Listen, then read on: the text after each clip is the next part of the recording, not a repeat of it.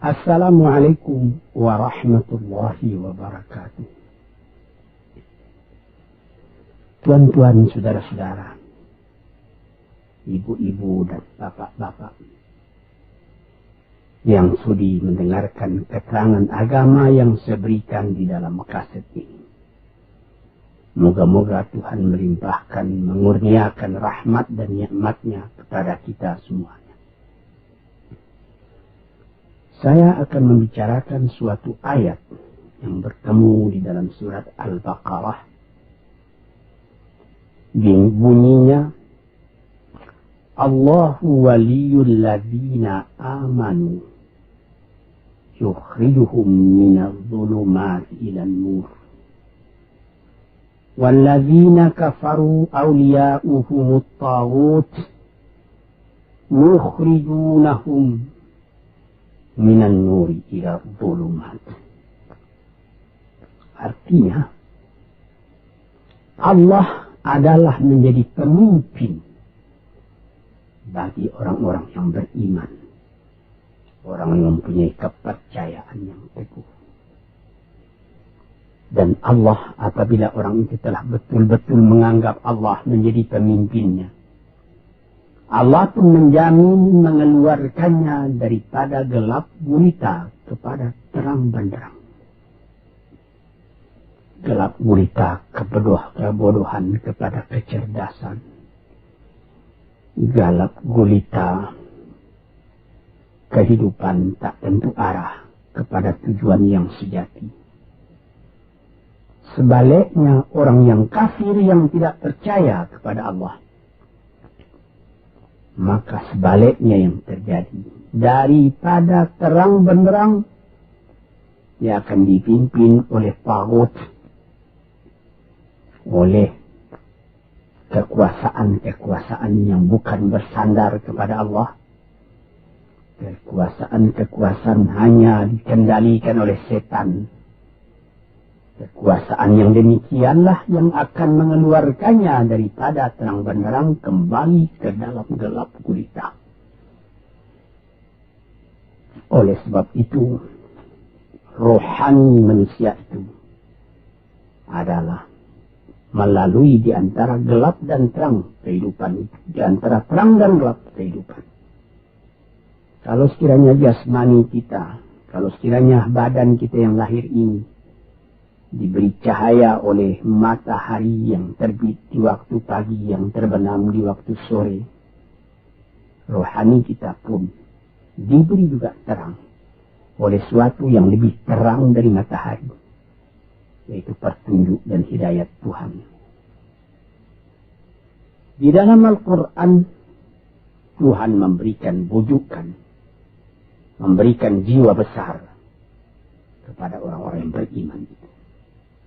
Tuhan bersabda, La tahinu wa la tahzanu wa antumul a'launa in kuntum mu'minin. Engkau ini adalah orang yang tinggi kalau engkau tetap memegang kepercayaan kepada Allah Subhanahu wa ta'ala. Di dalam perjuangan hidup di dunia ini, perjuangan antara yang hak dengan yang batil, antara gelap dengan terang, antara keyakinan dan keraguan, manusia berjalan di sekitar itu. Di kiri dan di kanan kita berjumpalah gelap dan terang itu. Maka diberilah pedoman manusia tadi. Apa pedoman? Walaupun bagaimana hebatnya, geloranya, tofannya, alim bubunya, ombaknya dan gelombangnya kehidupan itu, manusia mesti teguh berpegang kepada iman. Sebab kehidupan di dunia itu menurut peraturannya ialah tidak ada yang tetap. Yang tetap itu ialah berubah. Berubah itulah ketetapan yang ada dalam dunia. Panas sangat terik, benar, nanti akan hujan. Hujan sangat lebat, benar, nanti akan panas. Di suatu tempat terjadi hujan yang lebat, berhari-hari timbul banjir. Iya, banjir itu tidak tiap hari, nanti dia kering lagi. Di laut pun demikian pula. Ada pasang naik, tergenang ke atas. Besok pagi air itu sudah kering lagi, surut pasang. Begitulah kehidupan di dunia itu. Itu harus kita yakini supaya kita jangan terombang-ambing dalam kehidupan itu. Kalau kita sudah mulai terombang-ambing, tahu-tahu walaupun bagaimana terangnya hari gelap timbul dalam jiwa kita sendiri. Walaupun panas terik, kita berhujan. Hujan oleh keingat kita sendiri. Jadi yang penting di sini menjaga hati. Sampai Rasulullah Nabi kita Muhammad sallallahu alaihi wasallam, inna fil jasadi mudghatan, di dalam tubuh manusia itu ada suatu bekuan darah. Idza salahat salahal jasadu kulluhu wa idza fasadat fasadal jasadu kulluhu. Kalau ini segumpal daging baik, seluruh badan jadi baik. Kalau dia rusak, seluruh badan jadi rusak. Apakah itu? Hati. Hati. Kendali terletak dalam hati kita. Hati. Artinya penuh. Bukan saja berarti pada daging, tapi pada hati dari hati, isi dari hati. Atau juga akal kita. Sebab itu, maka kalau satu waktu saya pernah mengajarkan doa yang mengandung 8 sifat-sifat lemah menghilangkan kemerdekaan manusia. Hari ini saya pun akan mengajarkan doa yang diajarkan juga oleh Nabi. Bagaimana menjaga hati tadi. Di situ dalam doa itu ada tersebut 4 perkara. Apa tersebut? Allahumma inni a'udzu bika min qalbin la yakhsha'u wa min ilmin la yanfa'u wa min nafsin la tashba'u wa min du'a'in la yusma'u. Jadi 4 perkara. Yang pertama, Allahumma inni a'udzu bika min qalbin la yakhsha'u. Aku sangat berlindung kepada Engkau, ya Allah. Janganlah sampai terjadi hati saya itu tidak khusyuk lagi. Ini bahaya ini. Mulai bahaya mengancam kepada manusia. Kalau hatinya tidak khusyuk lagi. Hati khusyuk yaitu hati itu tentu jelas tujuannya kepada Allah. Allah menjadi pegangannya. Allah menjadi bentengnya. Allah menjadi ingatannya. Allah menjadi tujuannya. Dan kepada Allah dia kalau sembahyang menghadapkan diri, menghadapkan hati, maka permohonan kita yang pertama kepada Tuhan, ya Tuhanku, janganlah sampai hati saya ini tidak khusyuk lagi. Sebagai orang Islam, kita sembahyang 5 waktu. Di dalam Al-Quran dikatakan sembahyang itu ialah khusyuk, terpadu ingatan kepada Tuhan. Tapi kalau kita sudah, hati itu sudah mulai ditumbuhi penyakit, walaupun sembahyang, mulai ya Allahu Akbar, pikiran sudah menjalar kepada yang lain. Piutang belum menerima, utang belum terbayar, makanan belum masak, macam-macam lah yang teringat.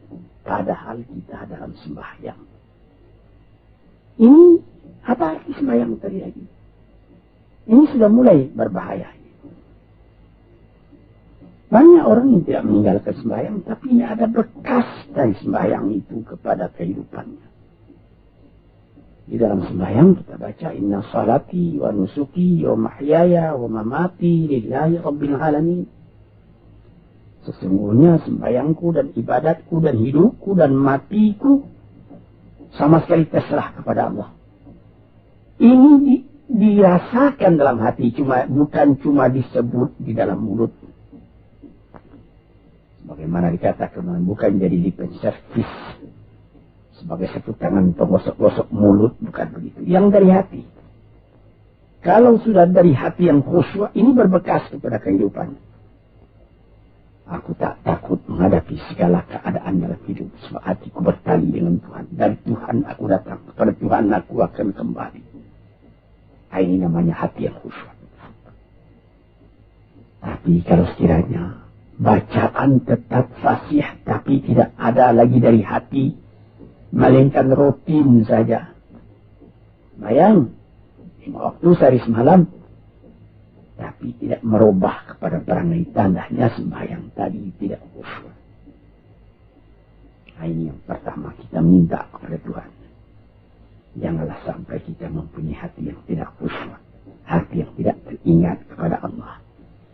Kalau hati tidak ingat lagi kepada Allah, maka segala pekerjaan yang terlarang sudah ringan saja kita mengerjakan. Menipu, berdusta, membujuk orang lain mengerjakan perbuatan yang salah, mencela, memaki, itu karena tidak ingat kepada Allah, cuma ingat kepada diri sendiri saja. Ini yang pertama. Yang kedua dikatakan, wa min ilmin la yanfa', dan aku berlindung kepada Engkau ya Allah daripada ilmu yang tidak memberi manfaat. Padahal disebutkan oleh ahli-ahli, ilmu yang memberi manfaat itu membawa manusia kepada iman. Al-ilmu yad'u ilal iman. Ilmu itu membawa manusia kepada iman. Sekarang sudah ilmu banyak, tapi tidak membawa kepada iman, melainkan membawa kepada celaka. Sudah maju kepandaian orang, ilmu, pengetahuan orang, teknologi orang, sains orang, knowledge orang, dan segala macamnya. Tapi tidak ada manfaatnya kepada manusia. Cuma bahaya karena ilmu tadi yang datang kepada manusia. Sebagaimana ilmu manusia di abad ke-20 yang sangat penting, yaitu tentang tenaga atom. Maka timbullah bom atom, bom hidrogen, nuklir. Sehingga manusia diancam sekarang ini oleh bahaya atom itu di mana-mana. Apabila kita lihat di televisi, bagaimana mengadakan demonstrasi di Australia, di Jerman Barat, di tempat-tempat yang lain, melihat bagaimana bahaya atom itu kalau terjadi perang dunia yang ketiga.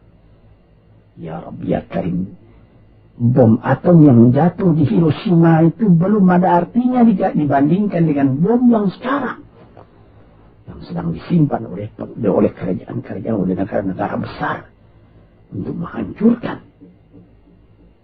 Nah ini ilmu. Tetapi ilmu yang membawa bahaya, bukan saja tidak memberi manfaat, bahkan memberi bahaya.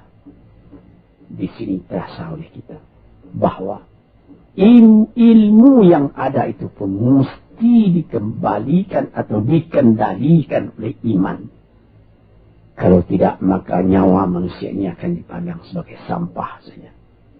Dijatuhkan satu bom hidrogen ke dalam kota Jakarta ini, na'udzubillahi min dzalik, umpamanya dimasukkan ke kota Jakarta ini, satu bom hidrogen saja, itu sudah habis penduduk Jakarta yang lebih dari 5 juta. La haula wala quwwata illa billah.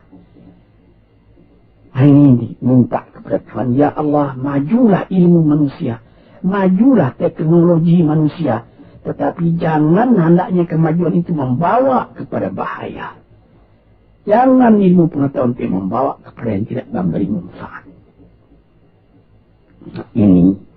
Ini doa yang kedua kepada Allah Tuhan sarwa sekalian alam. Yang ketiga disebut lagi, wa min nafsin la tashba'. Dan aku berlindung kepada Allah daripada nafsu, daripada diri, daripada ego, daripada tiap-tiap masing-masing diri ini yang tidak merasa kenyang. Ini juga bahaya besar. Inilah yang menimbulkan penjajahan di dunia.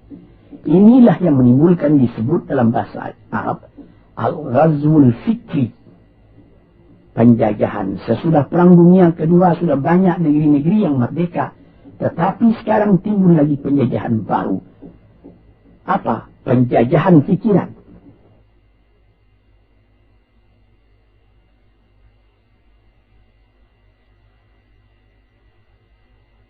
Sehingga bangsa yang merdeka tadi tidak merdeka lagi pikirannya. Dia merdeka di dalam meniru kepada bangsa yang lebih kuat. Itu namanya terjajah juga. Jadi tuan-tuan yang terhormat, apa pangkalnya ini? Daripada nafsu serakah manusia. Nafsu serakah manusia sebagaimana tersebut di dalam hadis. Lau kana libni adama wadiyani min zahabin labtagha salisan. Wama yamla'u jawf ibni adama illa turab. Kalau manusia itu mendapat suatu lembah yang penuh dengan kekayaan emas, suatu lembah, dia ingin supaya mendapat satu lembah lagi yang penuh juga dengan emas. Dapat 2 lembah, dia minta 3 lembah lagi yang penuh dengan iman. Nafsu manusia tidak pernah kenyang. Padahal akhirnya kalau dia sudah menutup mata, tidak ada yang akan memenuhi perutnya melainkan tanah. Saya teringat akan cerita yang disampaikan oleh Graf Leo Tolstoy, pujangga Rusia yang terkenal. Bahwa orang yang tidak mempunyai nafsu yang kenyang itu, pada suatu hari katanya, ada satu orang kaya mempunyai tanah yang luas. Dia mengatakan kepada orang, boleh tuan-tuan mengambil tanah kepunyaan saya ini, berapa tuan suka, berapa tuan mau.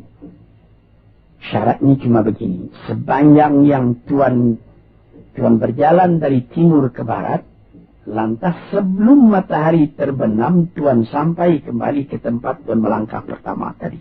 Berapa saja tuan suka, boleh ambil tanah ini. Maka datanglah si tamak tadi. Tuan yang punya asli tanah tadi mengatakan, bawalah bakal, jangan lapar di jalan nanti. Baik, dibawanya nasi sebungkus, dia berjalan, jalan. Dari pukul 7 pagi. Kalau diambil kekuatan, anaknya pukul 10 dia sudah makan, melangkah lagi beberapa ratus meter atau sekian, nanti boleh kekuatan buat kembali. Sehingga sebelum matahari terbenam, dia sudah sampai ke tempat dia menuju bermula. Tetapi ini orang bernafsu betul, dia minta supaya banyak tanah yang didapatnya. Dibawanya nasi sebungkus, tapi dia tidak jalan di tengah jalan, tidak berhenti, kan nanti berapa meter itu nanti kalau saya berhenti, tanah yang kurang buat saya. Dia terus berjalan. Dia tidak ingat bahwa kekuatan masa pergi yang lebih cepat dengan kekuatan masa pulang yang lambat itu dia tidak taksir. Dia berjalan saja cepat-cepat. Sudah pukul 1 hari, sudah jauh perjalanan. Lantas nanti kembali. Kelemahan badan, kondisi dan suatu situasi tidak sama lagi. Tidak secepat dia pergi dahulu lagi dia pulang kembali. Maka bukan pukul 7 dia sampai. Atau pukul 5 sore tadi dia sampai ke tempat dia berjalan bermula. karena dia jalannya sudah lunglai, kaki sudah penat, badan sudah letih. Kira-kira baru pukul 2 dia tidak dapat berjalan lagi karena sudah lapar. Dia coba makan sedikit pun tidak bisa lagi seenak makan yang tadi. Habis makan pun dia berjalan lagi. Pukul 3 dia terhenti. Jauh lagi baru sampai tempat yang pertama. Menurut syarat yang diberikan oleh mempunyai tanah yang pertama, kalau engkau tidak sampai ke tempatmu yang pertama tadi sorenya, tanah ini tidak engkau dapat lagi semua. Memang tidak sampai dia. Pukul 4 dia sudah berhenti berjalan, tidak kuat lagi. Mata sudah gelap. Akhirnya karena terlalu capek, terlalu penat, mati dia di tengah jalan. Berapa dia dapat tanah tadi lagi? Cuma sepanjang badannya untuk kuburannya, yang lain tinggal semua. Ini satu misal yang dibawakan oleh Ralph Leo Tolstoy yang sesuai dengan hadis Nabi tadi. Nafsul la tashba, diri manusia yang tidak pernah merasa kenyang.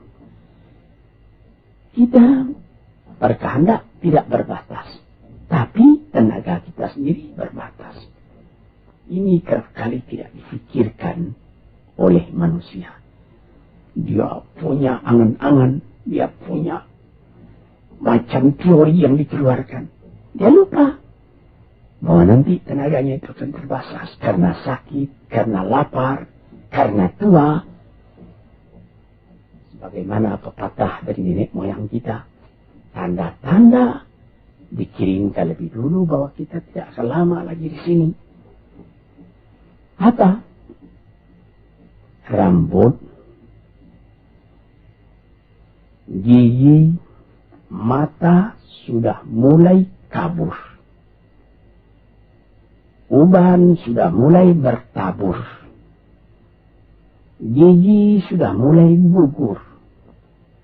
Kulit sudah mulai kendur. Kalau mata sudah kabur, uban sudah bertabur, gigi sudah gugur, kulit sudah kendur, sudah 4 perkara. Yang kelima ialah pintu kubur. Ini kerap kali manusia lupa yang demikian. Sebab itu dikatakan, ya Tuhanku, janganlah sampai aku ditumbuhi oleh penyakit nafsu yang tidak mau kenyang-kenyang itu. Nah ini, kemudian itu timbul lagi doa yang keempat. Disebutkan di situ, wa min du'a illa yusma'. Ini lebih berbahaya lagi. Ini sudah puncak dari bahaya. Apa artinya? Dan aku berlindung kepada Engkau ya Allah daripada doa yang tidak didengar lagi. La ilaha illallah. Mendoa ya Allah, kasih aku ini, kasih aku kesempatan, tapi tidak didengar lagi. Tuan-tuan, para pendengar kasetmu yang tercinta, ada tersebut dalam hadis Nabi, wa malbasuhu haram, wa mashrabuhu haram, wa ghudhiya bil haram. Ya Rab, fa'anna yustajabu lah. Ash'asa, aghbara. Badan sudah penuh dengan kekotoran, penuh debu.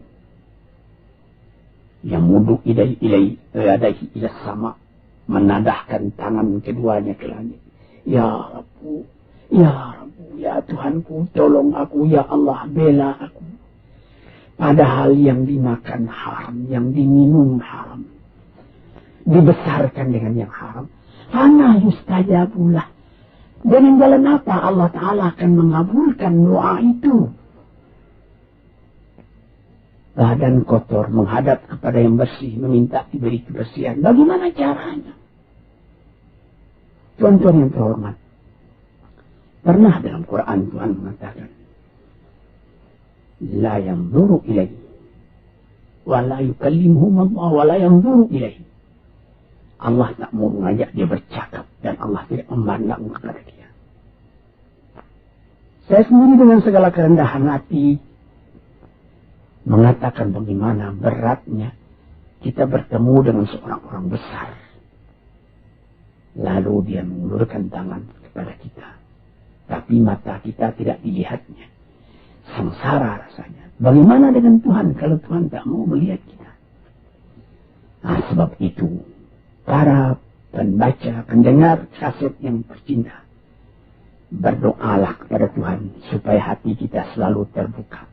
Jangan sampai kita mempunyai hati yang tidak khusyuk, ilmu yang tidak memberi manfaat, jiwa yang tidak pernah kenyang, dan doa yang tidak didengar. Ya Allah, dengarkan doa kami dan tunjukkan kepada kami jalan yang benar dan beri kami terang dalam kehidupan ini. Yang keempat ialah wa min du'aillah yusma. Dan aku berlindung kepada Engkau ya Allah, jangan sampai doaku tidak terdengar, tidak didengar oleh Tuhan. Sebagaimana kita tahu, doa itu adalah mukhul ibadah, tulang sumsum daripada ibadat kita sendiri kepada Tuhan. Segala perbuatan kita patrikan dengan doa, dengan harapan mudah-mudahan diizinkan oleh Allah. Disampaikan maksud kita, macam-macam yang kita minta kepada Tuhan. Tapi kalau doa itu sudah tak diperdulikan lagi oleh Tuhan, apa celaka kita, apa daya kita, apa upaya kita? Di sini kita melihat apa sebab maka doa tidak didengar oleh Tuhan, tidak diperkenankan oleh Tuhan. Tentu saja bukan dari salah Tuhan, melainkan dari salah kita sendiri. Di dalam Al-Quran dikatakan, Iyyaka na'budu wa iyyaka nasta'in.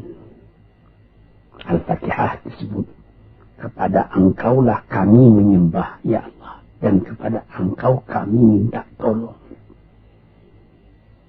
Tapi dengan tidak sadar, kerap kali kita berbuat terbalik. Iyyaka nasta'in wa iyyaka na'budu, kepada Engkau kami minta tolong, lalu kepada Engkau kami menyembah. Minta tolong dulu baru menyembah. Minta tolong banyak-banyak, tapi terima kasih tidak ada. Tentu saja tidak didengar oleh Tuhan. Di dalam satu hadis tersebut,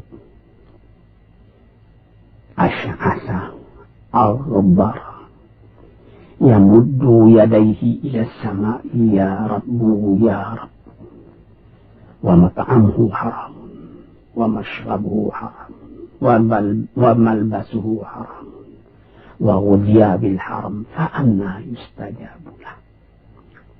Badan sudah kotor, sudah berkerumut, kesusahan, kegelisahan kehidupan terbayang kepada tubuh sendiri. Lalu menadahkan tangan ke langit meminta kepada Allah, ya Tuhanku, ya Tuhanku. Bagaimana Tuhan bisa mengabulkan? Dengan pikiran yang kotor engkau menghadap kepada Tuhan. Kalau tidak terkabul, jangan Tuhan yang disalahi. Hatimu sendirilah salahi. Apa yang engkau perbuat dalam kehidupan ini? Malah terdesak engkau ingat kepada Tuhan. Di zaman kesenangan engkau lupakan Tuhan. Di dalam mendapat percobaan engkau merengek mengadu kepada Tuhan. Jiwa yang seperti ini janganlah sampai timbul pada diri kita sendiri.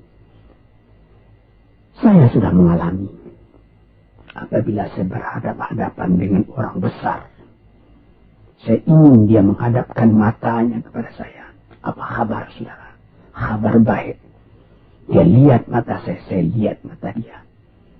Tapi kalau ketika dia bersalam dengan saya, dia melihat kepada orang lain, bukan main sakit hati saya. Apa salah saya mengatakan dia begitu? Kenapa tidak saya yang dipandang? Sedangkan dengan sesama manusia lagi begitu perasaan kita. Bagaimana dengan Tuhan? La yanzuru ilaihim wa la yukallimuhum. Allah tidak memandang sebelah mata kepada Allah, kepada kita. Allah tak mau cakap, tidak mau bercakap dengan kita sepatah pun. Langit mana tempat kita bernaung, bumi mana tempat kita berpijak, kalau sudah demikian keadaannya.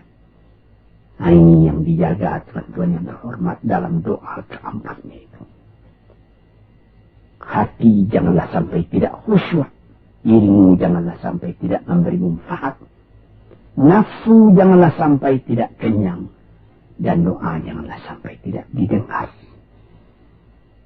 Saudara-saudara, moga-moga Allah memberikan kepada kita hati yang terang. Sebagaimana ayat yang mula-mula saya sebut tadi, Allahu waliyul ladzina amanu yukhrijuhum minadh dhulumati ilan nur.